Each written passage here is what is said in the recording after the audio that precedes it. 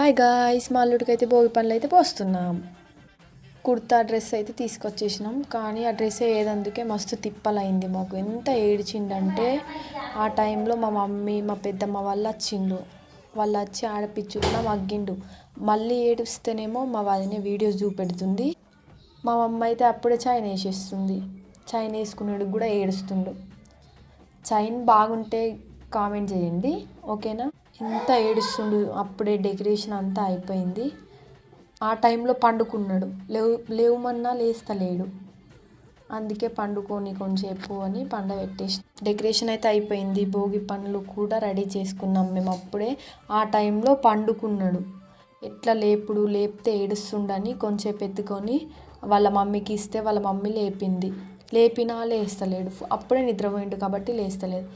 ఇట్లా వేసి కూర్చుండబెట్టుకుంది. వాళ్ళ మమ్మీ ఒక్కడే కూర్చోడు కదా అని కూర్చుండబెట్టుకొని కూడా వీడియోస్ చూపిస్తుంది. ఆ టైంలో నేను కళ్ళని వీడియో తీసిన.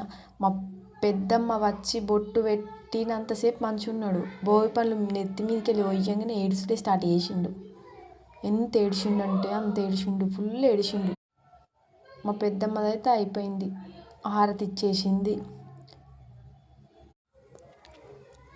మా పెద్దమ్మ ఇంకొక పెద్దమ్మ కూడా వచ్చింది, భోగి పనులు పోసింది,